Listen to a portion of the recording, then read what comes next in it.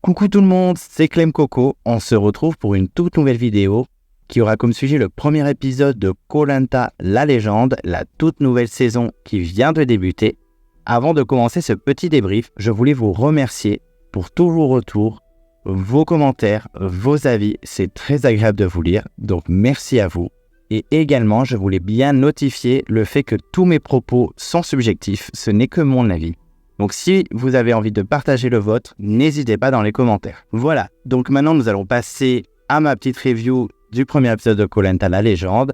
J'espère ne pas être trop long parce qu'il y a tellement de choses à dire, tellement de choses à raconter. Il s'est passé tellement de trucs dans un seul épisode. Je vais essayer d'être rapide, mais je pense que ça va durer un petit moment. Donc juste avant de commencer l'épisode, je voulais vous préciser que j'avais eu quelques oublis dans la dernière vidéo où j'avais parlé du casting masculin et de certains qui auraient pu être dans le casting.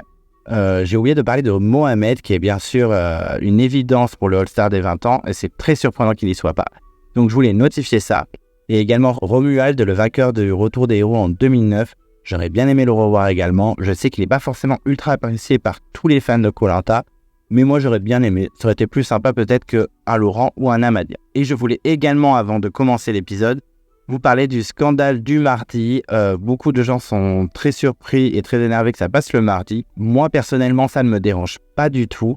J'ai le souvenir de la première saison All-Star de 2009 qui passait aussi le mardi. Moi, ça me permet de le voir en semaine, donc être sûr de le voir en direct et pas forcément en replay et me faire spoiler sur les réseaux. Donc moi, ça me va très bien. Et en plus, j'ai le souvenir que les audiences du All-Star 2009 qui était diffusé le mardi avaient des très très bonnes audiences, voire les meilleures. Je voulais également vous dire que j'ai réfléchi à plein de façons de faire mon débrief et j'ai préféré le faire de façon chronologique pour que ce soit le moins bordélique possible. Donc on va faire de façon chronologique, j'espère que je ne vais pas trop faire un résumé et bien donner mon avis. Voilà, c'était les petites notifications que je voulais donner avant de commencer, donc c'est parti. Alors déjà je voulais parler du pré-générique, donc l'introduction avant le vrai générique avec les noms des candidats. Je le trouve très sympa, j'aime bien le côté image en noir et blanc, on voit les vieilles images des candidats les plus emblématiques de la saison. Je trouve ça très intéressant, le avant-après. Moi j'aime bien ça, on est dans l'ambiance, la musique est très bonne. D'ailleurs je fais un petit point sur la réalisation de l'épisode, avec les plans, la musique, le rythme. Des fois on dirait limite qu'on regarde un film, c'est vraiment bien foutu. Je trouve qu'ils ont vraiment fait de gros efforts au niveau de la réalisation. Dès le début on a l'impression d'être dans un blockbuster, un Avenger, un film de super-héros, et vraiment ça met dans l'ambiance direct. Enfin en tout cas moi j'étais vraiment aspiré par l'épisode, dès le début, dès les premières minutes. Je voulais également parler du fait que dans le pré-générique il y a quelques spoils, et ça c'est un peu gênant, parce que moi j'aime bien regarder le pré-générique pour me mettre dans l'ambiance, pour rentrer dans l'épisode. Et c'est vrai que on revoit les images plusieurs fois et on se doute parfois quel candidat va dans quelle épreuve, dans quel épisode. Donc du coup, ils spoilent et c'est pas très agréable. Et c'est pas cool de leur part. Donc ensuite, on a l'entrée des candidats. J'ai trouvé ça plutôt stylé, avec des belles intros, un peu de suspense, un petit portrait. On avait le petit doute de quel candidat c'était. On voyait qu'au départ qu'une partie du corps, on se demandait qui c'était. C'était plutôt stylé. Donc les candidats sont arrivés un par un devant Denis, avec un faux suspense, la réaction des candidats quand ils voient un autre. Bon, quand je dis faux suspense, ça veut dire que je trouve qu'ils ont un peu fait semblant. Je pense qu'ils se doutaient de qui allait être là. Donc forcément, des fois, il faut un petit peu des feintes en mode « Ah là, c'est lui !» Alors que bon, ils s'en doutaient un petit peu quand même. J'ai noté quelques trucs sur certains candidats. Alors je trouve que Sam, il est vachement plus musclé qu'avant. Je pense que depuis les héros, il n'arrête pas d'aller à la salle. En tout cas, il a l'air d'avoir un entraînement bien colère. On a une Kumba qui est vraiment déterminée. J'ai l'impression que d'habitude Kumba elle était incarnée par une personnalité plutôt fun, plutôt rigolote. Elle est contente d'être là, mais voilà. Là, elle a l'air d'être vachement plus sportive. Même elle a dit, je suis encore plus prête physiquement qu'il y a 10 ans. Là, on a vraiment une guerrière, quoi. C'est plus la Kumba rigolote. Phil joue toujours dans l'émotion. Il est à moitié en larmes. Bon, ça fait partie du personnage. C'est pour ça qu'il est attachant. Donc, j'ai trouvé ça assez rigolo et mignon de sa part. Très marrant aussi quand Patrick arrive, que tout le monde lui fasse la blague du collier dans le slip. Ça rappelle des souvenirs, c'est un petit peu nostalgique et à la fois marrant, c'était sympa. Et un petit peu déçu que quand Cindy est arrivée, il n'y a pas eu de réaction de Maxime. En tout cas, s'il y en a eu une, elle n'a pas été montrée au montage. C'est un peu dommage parce que je pense que beaucoup de fans, dont moi, attendaient cette petite confrontation. Donc un peu déçu, mais bon, peut-être que leur chemin va se croiser rapidement. Et on parle aussi beaucoup de la rivalité Claude-Théoura, parce que Claude a 17 victoires individuelles et Théoura 15, donc forcément il y a une rivalité entre eux, mais beaucoup de plans sur ça, ça fait partie du jeu. Donc ensuite on a eu le générique que j'avais déjà vu, là où il y a un peu trop de spoil, c'est-à-dire au niveau de la perte de poids des candidats, de la barbe. Sur le premier plan, certains sont imberbes et après le deuxième plan, ils ont une barbe de ouf. Donc c'est un peu limite d'avoir mis des plans comme ça dans le générique. Mais il est plutôt stylé quand même avec la musique et les images avant-après. Moi j'aime beaucoup ce côté avant-après, que ce soit dans le premier générique ou dans le générique. Je trouve ça plutôt stylé. Donc ensuite on rentre directement en matière, on rigole pas du tout. Denis Brognard annonce qu'il n'y a pas de confort, qu'il n'y a qu'une immunité et qu'elle est tout de suite. Moi clairement j'étais un peu surpris pour le confort, le fait qu'il n'y ait pas d'épreuve de confort. Alors je ne sais pas s'il n'y en aura pas du tout jusqu'au bout de l'aventure. Ça on verra bien dans les prochains épisodes. Pour ce qui est de l'immunité tout de suite, il l'avait déjà fait. Enfin, c'était pas une immunité tout de suite. C'était une épreuve éliminatoire où c'était Fabienne qui avait été éliminée dans la revanche des héros, il me semble. Là, c'est une immunité tout de suite et on apprend le premier twist de la saison que les hommes sont séparés des femmes. Donc moi, c'est un twist que j'aime pas trop. Surtout qu'à chaque fois, il est un peu morné. C'est-à-dire qu'au bout de 2-3 épisodes, il y a un swap et les hommes et les femmes sont mélangés. Je pense que ça va être le cas ici aussi, donc un peu déçu de ce twist, surtout pour les 20 ans. Surtout qu'on va avoir le côté homme-femme, égalité homme-femme qui va être mis sur le plateau. Et c'est un peu dommage parce que je trouve que dans Koh-Lanta, on s'en moque un peu du sexe. Le but, c'est qu'on soit tous des aventuriers. Et je trouve que homme-femme, peu importe. Ensuite, donc, Denis, il annonce que les 2 premiers à l'épreuve sont immunisés et les 2 derniers auront une voix en plus. Bon, petit twist sympa. Les hommes, c'est tout de suite et les femmes, c'est après, elles partent au camp. Donc les hommes commencent l'épreuve. C'est un parcours du combattant qui est mélangé avec l'épreuve des sacs. Alors j'ai trouvé ça plutôt sympa d'avoir mélangé ces 2 épreuves. Au moins, ça met encore plus de difficultés parce que là, faut plus rigoler. C'est les 20 ans, c'est les légendes. Donc j'ai trouvé ça assez intéressant. On apprend aussi que les immunités, c'est plus un totem, c'est des petites amulettes, des petits colliers, des petits pendentifs. J'ai trouvé ça très mignon. Bon, pourquoi pas, ça change. Donc l'épreuve commence et là, j'ai été assez impressionné par le niveau, surtout de certains. Freddy m'a impressionné parce qu'on l'avait pas vu depuis 7 ans. Alors j'avais lu qu'il s'était entraîné comme un ouf, mais de là à être en first alors que sa dernière aventure, il était clairement pas dans les meilleurs. Là, ça m'a impressionné. Laurent était aussi ouf. Ça m'a un petit peu moins surpris, j'avoue. Et Claude, toujours fidèle à lui-même, toujours aussi performant. Ça a été assez irrégulier pendant l'épreuve.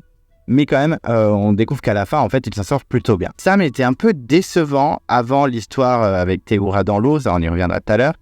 Sam était un peu décevant. Je le voyais pas dans les premiers. Alors que, vu comment il s'est musclé et qu'il s'est entraîné, je m'attendais à ce que ce soit l'un des meilleurs sur l'épreuve. Et bien, pas du tout. Donc, un peu surpris. Mais vraiment, pour moi, les 2 plus impressionnants, c'était Laurent et Freddy. Dès le début, ils ont pris le lead. C'était assez impressionnant à voir. Donc ensuite, il y a cette histoire de Sam était dans l'eau. Donc pour faire un résumé rapide, il devait récupérer des sacs dans l'eau. Thé n'arrivait pas à retrouver son sac. Et Sam, au lieu de continuer son épreuve, a aidé Théoura. Ça lui a pris grave de temps. Et du coup, il est arrivé dernier de l'épreuve. Enfin, avant-dernier, mais ça, on y reviendra aussi après. Et il y a cette scène où on a l'impression que c'est Titanic ou un film de guerre ou Star Wars où Thé dit à Sam mais pars, vas-y, continue l'épreuve, ne te prends pas une voix en plus. On a l'impression d'être dans un film de guerre. C'était vraiment assez drôle à voir. Enfin moi, ça m'a fait beaucoup rire. J'ai vu sur les réseaux que ça avait mis mal à l'aise beaucoup de gens. Moi, ça m'a fait beaucoup rire. Finalement, il reste et il aide Théoura. J'avais l'impression d'être dans un film de samouraï. C'était le moment rigolo de l'épreuve. J'ai trouvé ça assez improbable, mais pourquoi pas. Mais en même temps, ça a permis aussi à Patrick de souffler un peu, parce que c'est vrai qu'au début de l'épreuve, il était dans les derniers. Et je me suis dit, au moins, avec ça, Patrick ne se prendra pas une voix en plus et il ne sortira pas forcément. Mais finalement, Patrick a été assez impressionnant sur l'épreuve. Il est arrivé 4e, il me semble. Pourtant, c'est le doyen des hommes. Et en plus, il n'a jamais été énormément sportif non plus. Et c'est vrai qu'il m'a un peu impressionné. Après, Freddy, il y a eu le drama Freddy pendant l'épreuve. Mais c'est vrai que Freddy est tombé sur l'épreuve des cordes. Et c'est vrai que d'un coup, on le voit sur le côté, ne plus bouger. Tous les autres candidats lui passent à côté en mode bon, un peu rien à faire. Hein. Après, c'est une compétition, on va pas s'arrêter. On n'est pas en mode Sam. Et c'est vrai que dès que je l'ai vu sur le côté, j'ai dit ça sent mauvais pour lui. Après, j'avoue que comme j'avais vu le pré-générique et le générique, j'étais pas hyper surpris qu'il se blesse sur la première épreuve parce qu'il y avait très très peu de plans de lui. Et je m'étais dit, c'est pas possible, il y a 0 plan de Freddy, il peut pas se faire virer à un conseil. Donc dès que je l'ai vu se blesser, j'ai dit, oulala, ça va être compliqué pour lui. Alors j'avoue que ça m'a fait un peu du mal pour lui. Moi, je suis pas fan du tout de Freddy. Enfin, moi personnellement, le fait qu'il soit plus dans l'aventure, ça ne me dérange pas du tout. Je sais qu'il a une fanbase extrêmement colère. Moi, ça ne me dérange pas du tout que Freddy ne soit plus dans l'aventure. Mais ça m'a quand même fait mal pour lui parce qu'il s'est énormément entraîné. Il n'est pas venu depuis 7 ans. J'étais vraiment persuadé qu'il allait tout casser et en fait, pas du tout. Donc je suis un peu déçu pour lui. On finit l'épreuve avec Claude gagnant. Il y a eu un peu de suspense avec Laurent. Bon, voilà, c'était une épreuve intéressante à regarder. Je trouvais que c'était un peu fouillis quand même. Il y a certains moments, on n'a pas pu voir qui était où en fait. On suivait juste les 2 premiers. Donc c'était un peu frustrant. Phil m'a fait beaucoup rire avec sa chute où il se laisse clairement tomber de l'espèce de grand mur en bambou. Bon, ça c'est du Phil. Hein. Le moment qui m'a fait beaucoup rigoler aussi, c'est Sam qui, avec son maillet, il était en train de couper la corde et le dernier coup, il fait un bisou au maillet. Alors déjà que t'es en retard, mon gars, ne prends pas le temps de faire un bisou à ton maillet. Ça, clairement, ça nous donne des plans très sympas pour l'épisode, mais c'est un peu une perte de temps pour Sam. Bon, on apprend du coup que Laurent, qui arrive deuxième, et Claude sont immunisés. Bon, en même temps, je pense qu'ils n'étaient pas du tout en danger. Et que Freddy et Sam sont donc les 2 derniers et se prennent une voix de plus au conseil. Alors, ce qui m'a surpris aussi, c'est que Théoura n'a pas attendu Sam, par contre. Il a tracé, et donc il n'est pas arrivé dans les 2 derniers, mais c'était... Après, c'est du Théoura, mais j'ai trouvé ça un peu dégueulasse. En fait, que Sam l'aide, le soutienne, et que Théoura trace et n'attende même pas Sam, en fait. Donc, j'ai trouvé ça un peu décevant de la part de Théoura, mais bon, voilà, ça, ce n'est que mon avis, même si j'adore quand même Théoura. Je trouve quand même que Claude est plutôt humble suite à sa victoire. C'est sa 18e, du coup. Il continue à enrichir son palmarès. Il y a le petit moment émotion ensuite avec Théoura et Sam qui expliquent la situation dans l'eau. Avec Théoura qui dit une phrase très marrante, je l'ai engueulé de partir. J'ai trouvé ça très sympa comme phrase, je pense que ça peut devenir une phrase culte au fil du temps. J'ai trouvé ça un peu lourd, le côté on pleure, on se soutient, c'est un homme incroyable. Sam, ultra fanboy de Thé, qui dit quand même la phrase il doit gagner cette édition. On est en compétition, Sam, le but c'est quand même que tu gagnes aussi. En plus, à cette phrase, j'ai beaucoup aimé la réaction de Claude qui dit « Non mais quand même, reste tranquille ». Ça m'a beaucoup fait rire, cette situation, en mode « Bon, Sam, t'es gentil, mais on est quand même là pour gagner ». Et donc là arrive le moment où Sam écrit son nom. Freddy n'écrit pas son nom puisqu'il est évacué à cause de sa blessure sur l'épreuve. Et on en saura plus dans la suite de l'épisode. On arrive au camp des femmes. Alors, il y a une ambiance bon enfant au début, parce que clairement, on sait que ça va partir en couille par la suite. Je trouve que Clémentine prend beaucoup de place, mais positivement. Elle est plutôt souriante, elle est plutôt avenante, sociale, etc. Je trouve qu'elle a fait beaucoup d'efforts à ce niveau-là. Celle qui a fait beaucoup d'efforts aussi, c'est Christelle. Elle s'impose un petit peu sur le camp, sans être non plus totalitaire. Elle fait des blagues sur le collier, elle est plutôt présente, alors que moi je pensais qu'elle allait être candidate fantôme. On verra par la suite que même en stratégie, elle essaie de faire des choses. Donc j'ai été très agréablement surpris par Christelle. On découvre aussi qu'Alix et Alexandra ont une petite stratégie dès qu'elles arrivent sur le camp, de rester discrètes et surtout ne pas montrer qu'elles sont forcément proches parce qu'elles ont fait la même saison. Je trouve que c'est une stratégie plutôt fine, c'est intelligent de leur part. Donc en gros elles sont clairement alliées, mais elles vont montrer aux autres qu'elles sont pas forcément si proches que ça. Je trouve que c'est assez judicieux de la part des filles. On verra si ça les amène assez loin dans le jeu. On a eu droit à un petit discours homme-femme, gna gna gna gna gna, on veut prouver que on est meilleur que les hommes, tout ça. Ça à chaque fois on se le tape. Je trouve que c'est pas forcément obligatoire. Moi ça ne me plaît pas forcément et j'espère qu'on va pas se le taper toute la saison. Ensuite, on voit les garçons arriver sur le camp. En 3 secondes, Laurent se fout à poil. Alors ça, j'ai trouvé ça complètement what the fuck. Alors moi, ça, c'est des trucs qui ne me font pas du tout rire. Même certains aventuriers étaient en mode « Mais qu'est-ce que tu fais ?» Donc un peu surpris par l'attitude de Laurent, mais bon, après, c'était une image rigolote, donc les monteurs l'ont mise, mais bon, j'ai trouvé que ça n'avait aucun intérêt. Patrick et Namadia cherchent déjà le collier. Ça ne me surprend pas de Patrick, toujours aussi filou. En même temps, même s'il est arrivé 4e sur l'épreuve, je pense que la stratégie va être son meilleur allié dans l'aventure. Par contre, j'ai été très agréablement surpris par Namadia, un peu comme Christelle.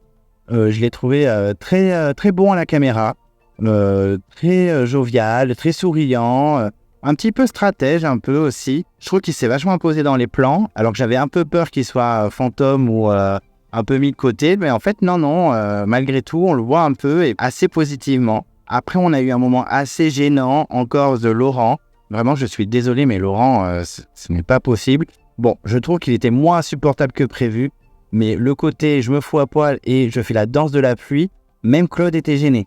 Donc, j'ai trouvé ça un peu inutile, mais c'est du Laurent, c'est du show, voilà, il aime bien faire son petit spectacle. Donc, clairement, par la suite, le temps n'a pas été avec les candidats, il a plu dans tous les sens, mais ce qui a pu apporter le retour du pull mythique d'Alexandra qui a acheté de nouvelles frags, elle le notifie, elle a acheté des chaussettes anti-pluie. Ça, on est content de le savoir, Alexandra, mais ça fait partie du personnage. Moi, c'est pour ça que je l'apprécie beaucoup, Alexandra. Elle est nature, elle se pose pas de questions. J'étais très content de revoir ce petit plan de Alexandra dans son pull. Ça a rappelé des souvenirs et ça fait partie du personnage et c'est très sympa à voir. Au niveau survie, on a vu quand même pas mal de trucs, que ce soit la cabane, les tentatives de faire du feu, les matelas tressés de thé. Ils ont quand même fait des petites cabanes assez correctes en si peu de temps. En plus, la pluie est arrivée assez rapidement, donc j'ai trouvé que les plans de survie étaient intéressants à voir. Même au niveau de la chasse des crabes, on a eu un moment assez épique avec Alix qui essaye d'attraper le crabe directement dans le trou avec sa chaussette. J'ai trouvé ça vraiment très marrant à voir. Je trouve que les filles ont pris quand même pas mal d'initiatives et c'était très sympa à voir. En tout cas, on voit que dans cette saison des légendes, la survie est pas mal mis au premier plan et ça fait plaisir à voir parce que ça faisait un moment qu'on voyait plus rien. Toujours au niveau de la survie, Sam cherche à faire le feu, donc il a essayé de battre son record de 2 minutes 30.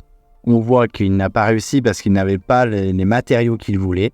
En tout cas, il a réussi à faire le feu, c'est déjà pas mal. Et pour parler de Sam, je trouve que Sam est vachement plus souriant qu'avant, mais par contre, il se met une pression dans le sens où il essaye d'améliorer son social et d'aller vers les gens, mais quitte à se rabaisser et passer au second plan, alors que ce n'est pas le but. Le but aussi, c'est de faire l'aventure pour soi.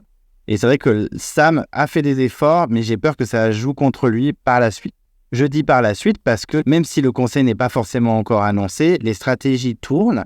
Et c'est vrai que Patrick, qui est l'un des plus grands stratèges de l'histoire de Koh-Lanta, se lance déjà dans les petites spéculations, dans les petites alliances. Il va voir Claude, il va voir Hugo, il va voir Namadia, il va voir un peu tout le monde pour savoir qui vote quoi.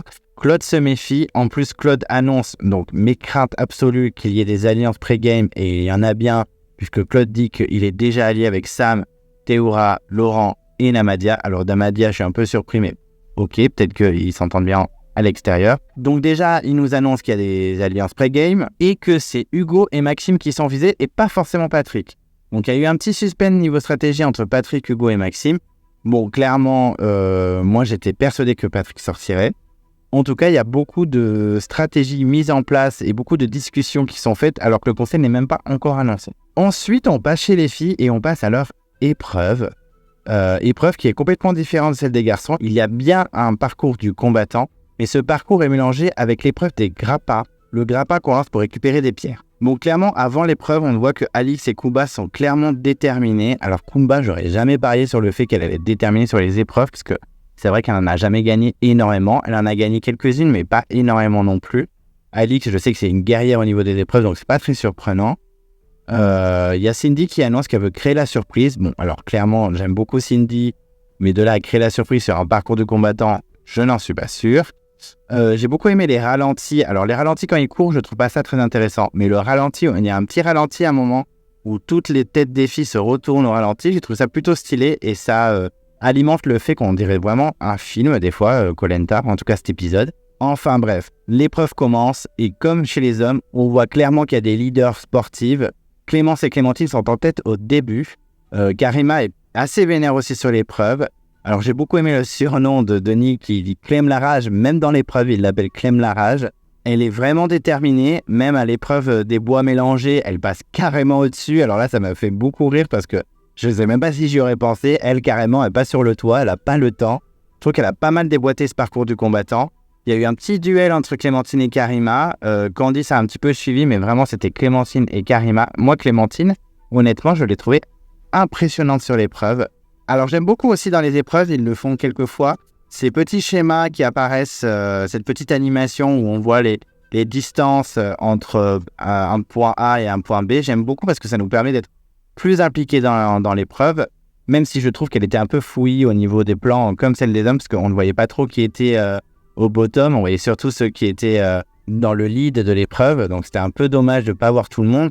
Mais j'aime bien ça quand même parce que ces petites animations, ça nous permet d'être vraiment dans le jeu. Alors clairement, Clémentine était impressionnante sur la première partie et sur la deuxième, elle va complètement se vautrer. Elle ne va pas arriver à attraper ces espèces de palets. Elle va beaucoup galérer, qui permet à Cindy de rattraper son retard parce qu'apparemment, elle était dans les dernières, mais vu qu'on n'a pas vu sur le parcours de combattant qui était dans les derniers, c'est Denis qui le dit, je crois, ou c'est supposé. Oui, il dit Cindy rattrape son retard. En plus, la pluie s'en mêle. Enfin, ça fait vraiment épreuve de grosse guerrière. Moi, j'ai beaucoup aimé l'épreuve. Dommage qu'elle soit pas mal filmée, mais qu'elle soit mal montée. Je trouve que Jade était aux abonnés absents dans cette épreuve. On l'a pas vue sur le parcours, alors que clairement, c'est censé être l'une des plus grandes sportives du casting. Donc, un peu déçu de ne pas l'avoir vue sur cette épreuve. Donc, on arrive à un moment où toutes les filles arrivent devant le grappin et lancent et tentent d'attraper ses palets. Donc, il y a un petit suspense qui se fait. Il y a de la musique qui se marie très bien à la situation. C'est très sympa de voir ça.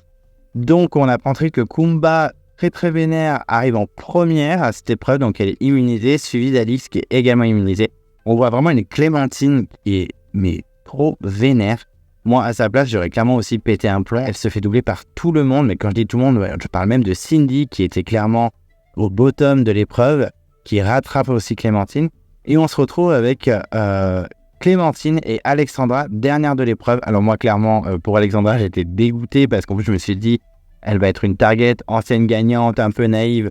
Ils vont la faire sortir direct. Et Clémentine qui aussi peut avoir une target sur sa tête à cause de sa stratégie et de son passé dans ses aventures précédentes. Donc j'étais un peu triste pour les deux quand même. Kumba fait un petit discours où clairement elle s'impose, elle dit « je suis là, je suis bien présente ». Elle veut montrer qu'elle fait partie de l'aventure et qu'elle compte bien s'imposer. C'est dommage pour Clémentine, elle n'a pas démérité. Moi, ça m'a fait un peu de peine pour elle. Et on voit que tout peut arriver dans Koh Lanta, que ce soit dans les épreuves, dans les stratégies, dans l'aventure, dans les votes. Tout peut arriver. De retour au camp après l'épreuve, le bordel s'installe un peu sur le camp des filles. Beaucoup veulent faire des stratégies pour sauver leur peau, ce qui est normal. Mais du coup, ça part dans tous les sens. Très rapidement, on voit qu'il y a deux clans, deux stratégies différentes. D'un côté, on a les anciennes, entre guillemets, Karima, Christelle, Jade et Kumba, versus toutes les autres. Donc 4 contre 6.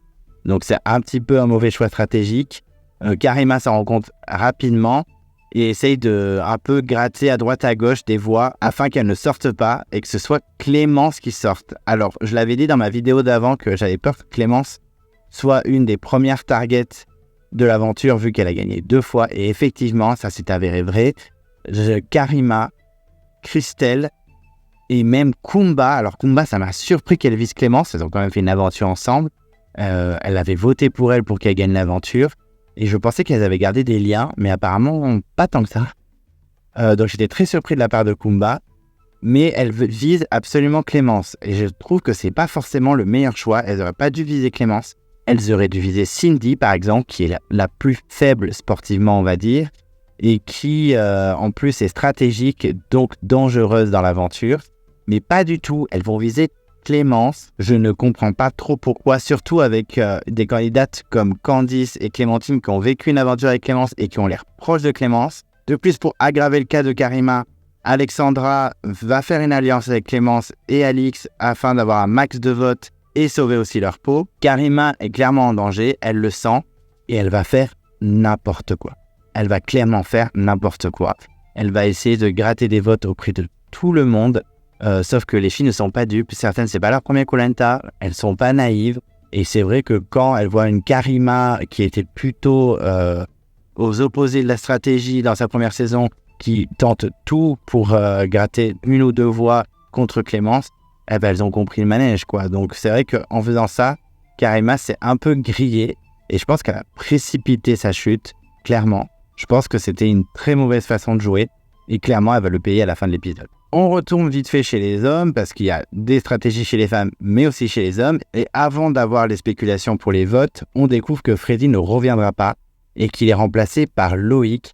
Alors, à notifier que j'ai lu une interview de Freddy qui dit qu'il s'est paralysé l'épaule pendant l'épreuve et qu'il a été immobilisé pendant 7 semaines. Donc c'était assez violent, je pensais pas, parce que quand on le voit dans le plan, c'est pas si impressionnant que ça, mais apparemment il s'est vraiment fait mal. Mais moi je suis un peu content que Loïc débarque dans l'aventure. C'est vrai que beaucoup disent qu'il ne mérite pas forcément d'être dans les 20 ans, il aurait plutôt fait un All-Star classique. Moi écoutez, je suis content, surtout que ça va un peu sauver Alexandra, parce que je pense que s'ils se retrouvent dans la même équipe plus tard ou en unification, ils peuvent se sauver, faire des stratégies ensemble. Donc moi je suis très content qu'il soit là, surtout qu'en plus il est très jovial, très agréable, il est plutôt positif. Bon, moi c'est un candidat qui va mettre un petit peu de fraîcheur dans ce casting. On a quand même Patrick qui notifie que Loïc n'est pas un grand stratège et qu'il est trop honnête et que ça va le perdre. On verra bien qui c'est qui partira en premier, si c'est Patrick ou Loïc. Donc ensuite, Sam réussit à faire le feu. Je vous en avais déjà parlé un petit peu avant, mais bon, en tout cas, il réussit à faire le feu, pas aussi rapidement qu'il voulait, mais il fait le feu. Il parle même de le donner aux filles si les filles ne l'ont pas. Alors, je trouve que Sam a fait beaucoup d'efforts au niveau social, mais par contre, il est un peu trop humble cette fois. Et en fait, c'est tout ou rien avec Sam. Et là, cette fois, je trouve qu'il est un peu trop humble. Et de là à donner le feu à l'équipe adverse, en tout cas, moi, si je fais Koh Lanta, clairement, c'est hors de question. Le but aussi, c'est un peu d'affaiblir l'équipe adverse. On est dans un jeu de stratégie. On va pas donner le feu pour qu'elle mange bien et qu'elle gagne les épreuves. Et enfin, je serais complètement stupide. Sam ne comprend toujours pas qu'on est dans un jeu de stratégie et qu'il faut aussi penser à soi. Donc j'espère que même s'il a fait de gros efforts sur le social, ça je peux pas lui enlever, j'espère qu'il va faire de gros efforts au niveau stratégie. Donc ensuite le lendemain, on a les petites spéculations au niveau du vote chez les hommes. Donc Patrick est très inquiet. J'ai beaucoup aimé sa phrase où il dit moi de toute façon j'ai toujours été inquiété au premier conseil, je l'ai passé, une fois que le premier conseil est passé, tout roule. Donc là, il se dit clairement, si je passe au premier conseil, tout devrait bien se passer. Donc il est quand même un peu en panique, il demande des conseils à Claude et à toute sa team, parce que clairement Claude c'est le roi de la stratégie encore cette saison, et tout le monde le suit un peu. Mais Claude a envie de garder Patrick, même s'il est filou, il a envie de le garder parce qu'il le connaît bien par rapport à Hugo et Maxime qu'il ne connaît pas du tout. Il y a quand même Hugo qui fait une petite maigre tentative de discussion avec Claude pour pas que les gens votent contre Hugo, enfin contre lui quoi. Mais c'est tout, je trouve que Hugo, même Maxime qui ont été un peu inquiétés des noms qui sont sortis, ils se sont pas plus battus que ça pour essayer de dissuader les autres, pour en tout cas se sauver. Donc c'est un peu dommage, alors que par exemple Karima, même si elle l'a très mal fait, on peut pas lui enlever, elle a tout fait pour essayer de se sauver. Elle l'a très mal fait, mais elle a essayé. Hugo et Maxime, ils étaient un peu, enfin en tout cas peut-être que ça a été coupé par la prod, je n'en sais rien. En tout cas dans les plans qu'on a vus, on a l'impression que Hugo et Maxime laissent le truc vivre et qu'ils se disent bon ben on verra bien, surprise ou pas surprise. Bon, très bien. Donc ensuite chez les filles c'est toujours le bordel au niveau des spéculations, des stratégies, des alliances. J'ai beaucoup aimé le passage où Clémence parle à la caméra et derrière il y a Karima qui passe alors qu'elle était clairement en train de parler de Karima. Un petit acting de Clémence qui est en mode « ça va, tu cherches le colis ?» J'ai trouvé ça très rigolo. Karima fait beaucoup de forcing auprès de pas mal de candidates. Je pense que vraiment, elle n'a pas compris le principe de la stratégie. Elle regarde même Cindy dans les yeux, elle lui fait promettre qu'elle ne votera pas contre elle. Ça va un peu loin. Je pense que le coup de pression des filles, elles n'ont pas du tout kiffé. Même sous la cabane avec Clémentine, je trouve que c'était un peu limite. Clairement, je pense qu'à ce moment-là, Karima s'est mis une balle dans le pied. On l'a vu même avec le passage avec Candice, où Candice dit j'avais pas forcément l'intention de voter contre elle, mais là vu la discussion qu'on a eue, j'ai un peu envie de voter contre elle. Le double conseil fait son entrée. Alors je suis très content qu'on ait un nouveau double conseil. J'avais beaucoup aimé le double conseil pendant les 4 terres avec l'équipe de l'Ouest et l'équipe du Sud. J'avais trouvé ça très sympa. Donc là je suis content qu'il y ait un double conseil et que les hommes et les femmes assistent aux 2 conseils, que tout le monde puisse se parler, que tout le monde puisse voir qu'est-ce qui se passe dans chaque équipe. Je trouve ça très intéressant. Les filles apprennent l'arrivée de Loïc. Alors, j'ai adoré le petit sourire d'Alexandra envers Loïc en mode, bon, je suis bien content que tu sois là pour la suite. On apprend que Sam donne le feu aux filles. Elles sont très contentes. Tu m'étonnes en même temps.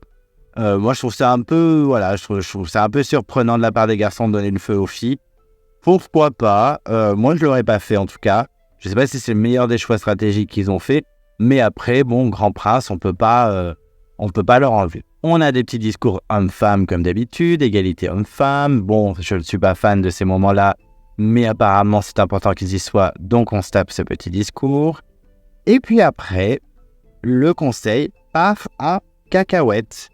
Clairement, Kumba sort de ses gonds et balance clairement que certaines veulent éliminer les plus méritantes, en tout cas les plus fortes dans l'aventure. Et sans citer personne, elle balance sur des candidates. Et Alix se dénonce en disant elle parle de moi. Et là, c'est parti en live total entre Karima, Kumba et Alix. Elles se sont crêpées le chignon, clairement. C'est parti vraiment très loin pour un premier conseil. On a eu un petit drama des familles. En plus, Clémentine a été ajoutée à cette tornade de clash. Karima a clairement pété un plomb. Elle s'est clairement grillée auprès de son équipe, mais aussi auprès des hommes. Elle était ultra agressive. C'est une Karima que je ne reconnais pas du tout. Je suis très surpris de Kumba aussi. Je ne comprends pas pourquoi Karima et Kumba n'en ont pas parlé avant, sur le camp, calmement, sans s'énerver, sans se donner en spectacle devant les garçons et Denis Brognard. Je ne comprends pas. Mais résultat, les filles se sont mis une nouvelle balle dans le pied. Karima, ça a été fatal pour elle, mais ça peut être très dangereux pour Kumba, et même pour Jade et Christelle qui sont derrière, qui n'ont absolument rien dit, mais qui sont dans cette alliance aussi. Les hommes ont été plutôt discrets par rapport aux femmes, vraiment. J'ai même trouvé qu'ils étaient plutôt agréables entre eux, il n'y avait pas d'aminosité, il n'y avait pas de critique, de clash, il n'y avait rien du tout.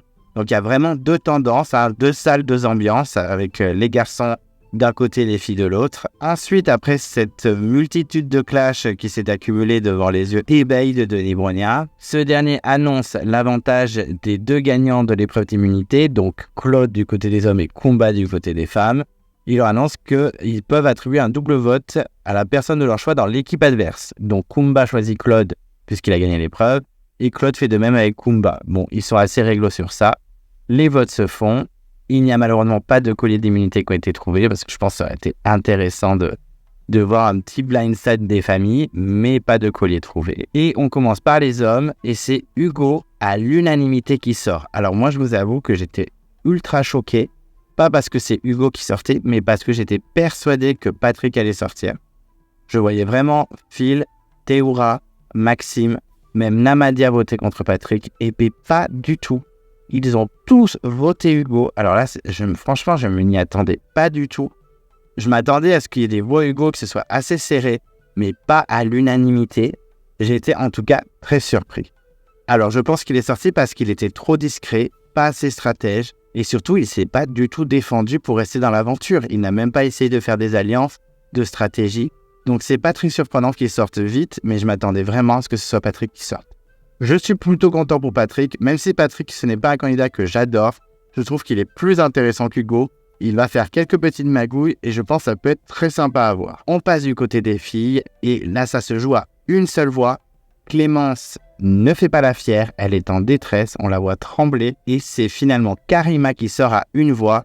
Et là, Karima nous sort son Crazy Eye et elle est très très colère et tombe directement sur Candice et Cindy, deux personnes dont elle pensait avoir la faveur à ce conseil et en fait pas du tout. Et ça part très vite à nouveau en cacahuète entre les filles. Chacune se traite de menteuse. Karima annonce qu'elle avait une alliance avec Candice alors que Candice annonce que pas du tout. Je trouve que Candice a été assez reine dans ce conflit. Elle a un peu calmé Karima. Moi je trouve même qu'elle a un petit peu terminé en mode mais on ne s'est rien promis, calme-toi, tu es en train de mentir. C'est un peu parti en live, ça a été ensuite au tour de Cindy. Cindy a extrêmement bien réagi aussi, je trouve, en disant écoute, c'était pas mon but de voter contre toi à la base, mais en voyant ton comportement et la façon dont tu parles aux autres filles, j'ai préféré t'éliminer pour le bien du groupe. Et je trouve que Cindy et Candice ont extrêmement bien réagi à la colère de Karima. parce que je trouve que Karima était assez effrayante dans ce conseil. J'exagère un peu dans mes propos, mais elle met beaucoup de pression. Je pense que si elle était restée, il y aurait eu une tension totale dans le camp et ça aurait été compliqué pour la suite de l'aventure pour toutes les filles. Donc pas du tout surpris par contre que Karima sorte. J'avais un peu regardé son Instagram, j'avais un peu regardé ses réseaux, je voyais qu'elle n'était pas plus hypée que ça pour cette saison.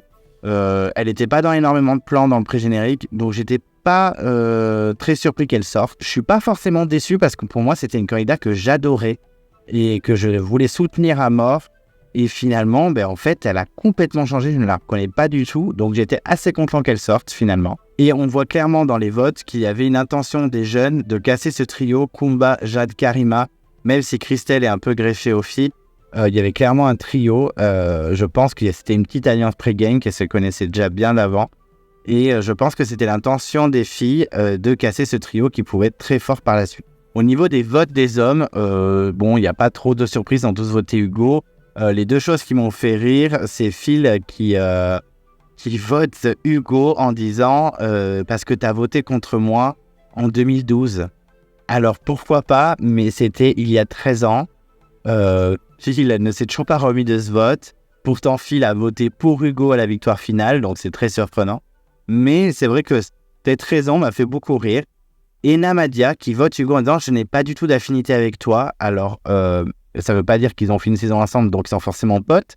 Mais c'est vrai que ça m'a surpris qu'ils disent qu'il n'a carrément pas d'affinité avec Hugo, alors qu'ils étaient quand même dans la même saison. Namadia aussi a voté pour que Hugo gagne. Donc, je suis un peu surpris qu'ils n'aient pas plus d'affinité que ça. Et donc, se finit l'épisode avec un petit teaser, une petite annonce de twist, avec une potentielle île de la rédemption. Alors, je dis rédemption, mais ça se trouve, ça passe ça du tout. Certains sur Internet disent que ça va être les 2 nouveaux chefs d'équipe.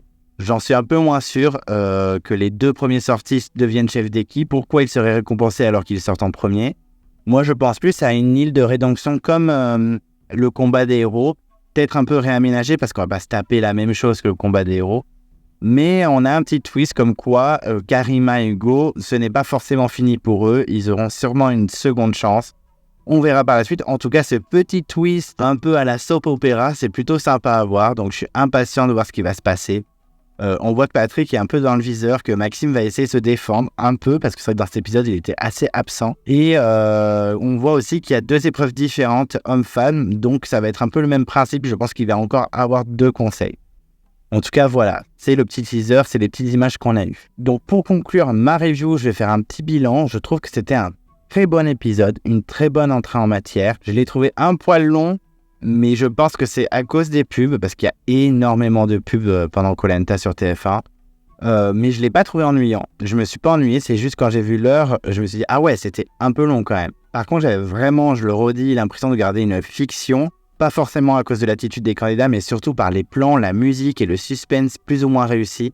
J'ai trouvé ça vraiment très hollywoodien, très blockbuster. En tout cas, j'ai trouvé ça très sympa. On a l'impression qu'on tourne une page et qu'on passe à un autre level de Koh Lanta. On rentre dans le dur directement. Je trouve que le casting répond quand même beaucoup à nos attentes. On a quelques candidats qui, pour l'instant, n'ont pas encore donné grand-chose, mais c'est que le début, donc on verra par la suite. Ils sont quasiment assez bons clients au niveau caméra. On a eu notre lot d'épreuves, des épreuves pas forcément inédites, mais de nouveaux mix d'épreuves, des épreuves très sympas avec de nouveaux twists. On a eu pas mal de plans de survie, ça c'est très agréable. On a eu quelques dramas, on ne va pas s'en cacher, ça fait toujours plaisir. Enfin, en tout cas, moi ça m'amuse beaucoup. Faut pas que ça parte trop loin en mode Moundir, mais je trouve ça très sympa qu'il y ait déjà des histoires de stratégie dès le premier épisode. Donc je trouve qu'au niveau des 4S, on est pas mal servi. Alors malheureusement, les stratégies pré-game sont bien là, donc ça je suis un peu déçu. J'espère que ça va pas trop fausser le jeu, donc je vais pas forcément être surpris par les alliances qui vont, je pense, tenir au fil de l'aventure. On n'est pas à l'abri de gros blindside, mais j'avoue que je suis un peu déçu par ces stratégies déjà faites, à peine le pied posé sur le sable. Je vais également vous faire un petit bilan par candidat, comme ça on pourra parler de chaque aventurier qui était dans l'épisode. Donc on va commencer par Freddy, qui était ultra entraîné, ultra performant. C'est vraiment dommage pour lui qu'il se soit blessé rapidement, car je pense qu'il aurait vraiment fait de belles performances. Moi, ce ne sera pas forcément un manque. Je ne suis pas ultra déçu qu'il s'en aille, mais je pense vraiment que là, il était vraiment au taquet et il aurait pu faire une superbe aventure. C'est vraiment dommage pour lui. Claude, fidèle à lui-même, il est toujours maître sur le camp niveau stratégie. Niveau épreuve aussi, il a été ultra performant. Moi, je l'aime bien. Je trouve qu'il a plutôt la classe. J'espère juste qu'il ne va pas dominer la saison comme dans l'île des héros. Après, c'est son dernier Koh Lanta, donc je pense qu'il va tout donner. Voilà, je ne serais pas surpris qu'il aille très très loin quand même. Patrick, toujours aussi filou. Après, c'est pour sauver sa pomme, donc il a raison aussi. Il m'a surpris sur l'épreuve, vraiment, je le répète, vraiment, il était très surprenant. Je suis content qu'il soit resté parce qu'il va faire quelques coups sympas, du moins je l'espère. On verra bien par la suite. Théoura, on retrouve le même personnage, ultra actif sur le camp. Malgré ses erreurs au parcours du combattant, je pense qu'il risque d'être performant par la suite. Je suis content qu'il soit de retour, mais je suis aussi content que ce soit son dernier Koh Lanta, il faut l'avouer.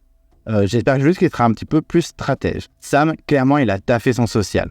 Il reste quand même très maladroit, il est un peu trop à s'auto-flageller tout le temps. Il est quand même plus attachant qu'avant, on le sent vraiment dans son élément, clairement.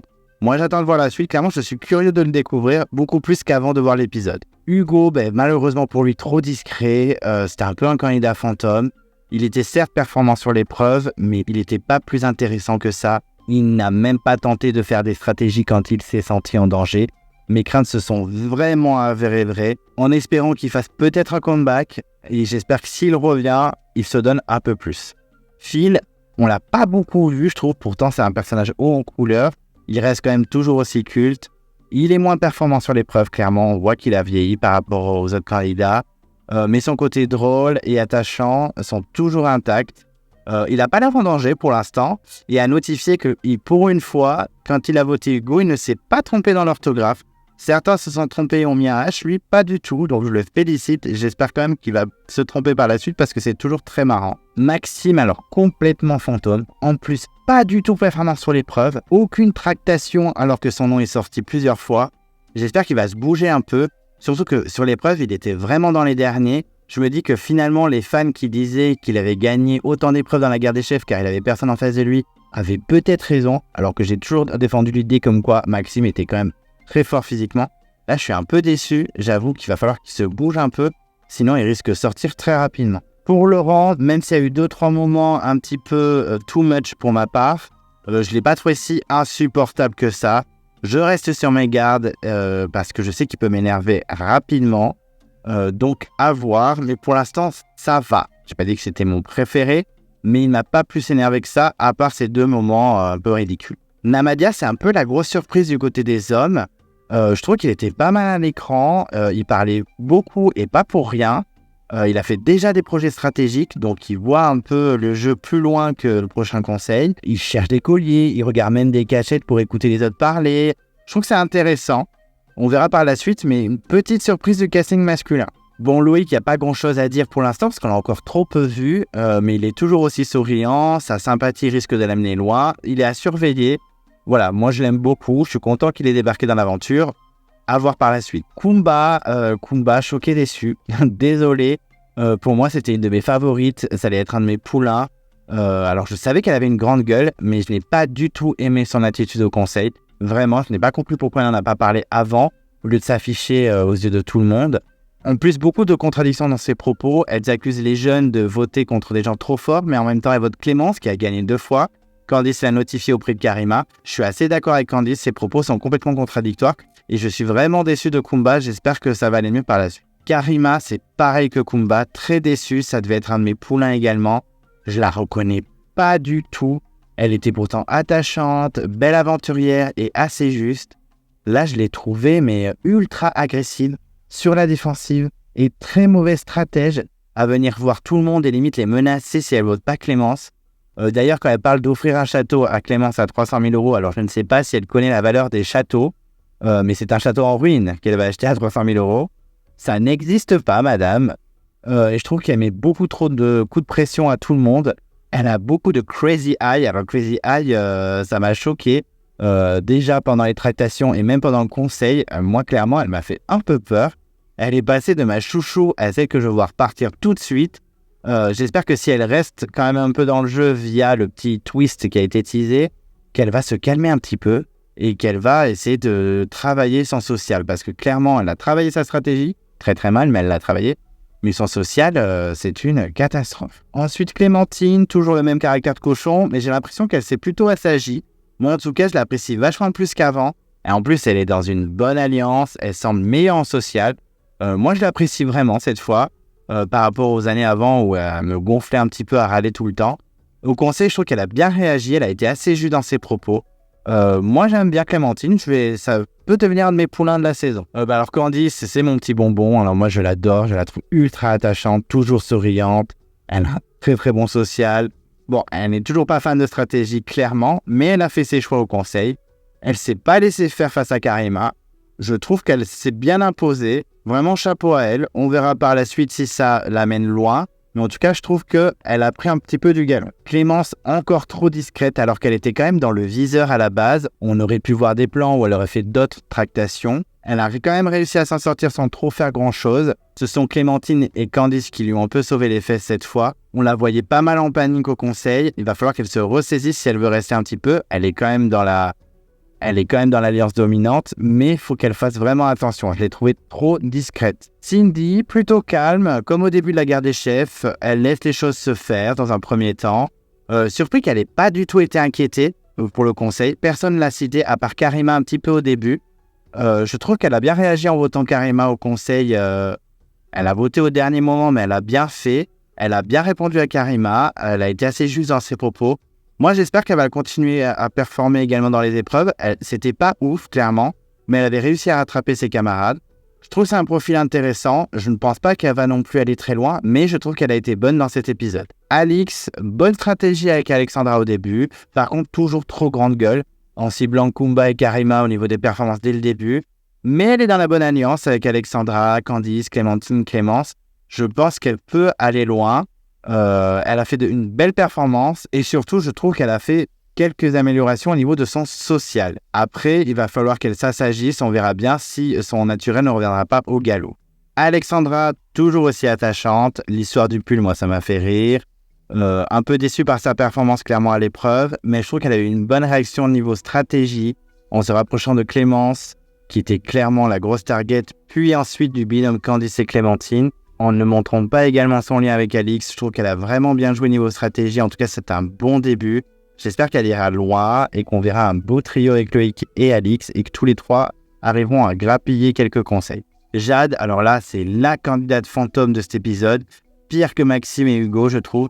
Je ne sais même pas si on l'a entendu facecam. Clairement, je ne l'ai pas vu de tout l'épisode. Le seul moment où on l'a vu, c'est quand elle était dégoûtée que Karima sorte. Trop discrète, je suis ultra surpris parce que d'habitude, elle prend énormément de place dans chaque saison.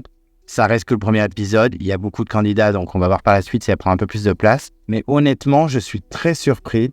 En plus, elle n'est pas dans la bonne alliance. Je pense que ça va être compliqué pour elle. Elle va devoir prier pour qu'il y ait un swap rapidement des équipes parce que là, ça va être compliqué pour elle. Christelle, petite surprise, pas autant que Namadia, mais quand même, elle s'est un petit peu imposée sur le camp. Elle a donné ses idées. Elle a été stratège dès le début. Je trouve que par rapport à ses anciennes éditions, elle s'est vachement plus donnée, en tout cas socialement et stratégiquement. En plus, elle était pas trop naze sur les épreuves. Il y a eu pas mal d'interviews face caméra. J'ai pas forcément ultra aimé son acharnement contre Clémence dans le sens où elle dit elle a gagné 2 fois, elle a gagné 2 fois, elle a gagné 2 fois. Oui, mais tu as gagné aussi, Christelle, calme-toi. En plus, elle est dans la mauvaise stratégie, donc j'espère qu'elle va se rattraper un petit peu. Elle peut être intéressante pour la suite. Elle est discrète, mais elle est quand même là.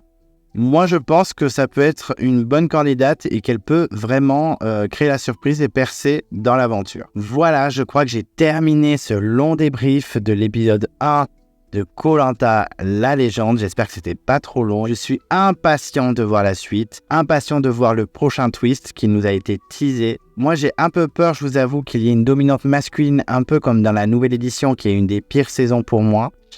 J'ai un peu peur que les filles se soient mis plein de balles dans les pieds avec toutes ces stratégies et ces clashs aux yeux de tout le monde. Je pense qu'elles vont se perdre et qu'on va avoir une dominante masculine à la réunification. C'est un peu dommage parce que je trouve que le casting féminin était plutôt sympa, voire même mieux que les hommes. Donc je suis un peu déçu, j'espère que ça va pas faire comme la nouvelle édition. On verra bien. Je vois bien un Claude, un Sam ou un Théo à la victoire finale pour le moment. On verra bien si je ne me trompe et si je ne vais pas changer d'avis au fil des épisodes. Mais pour moi, un des 3 devrait gagner l'aventure. Et moi, mes poulains pour le moment, après cet épisode, ce sont Candice, Alexandra et Alix. J'aime bien ces 3 filles. Je trouve qu'elles sont intéressantes. Chez les hommes, c'est bien sûr Claude et j'espère que Sam aussi va aller loin. On verra bien par la suite et j'aimerais bien découvrir un peu plus Loïc. Voilà, vous savez tout. Comme je vous l'ai dit au début de la vidéo, n'hésitez pas à mettre vos commentaires, vos avis. J'adore échanger avec vous. Et n'hésitez pas à vous abonner à ma chaîne si vous voulez suivre les prochaines vidéos et les prochaines reviews de cette saison incroyable. Je vous dis à très vite pour le prochain débrief du 2e épisode de Koh Lanta, la légende. Je vous embrasse. À très vite.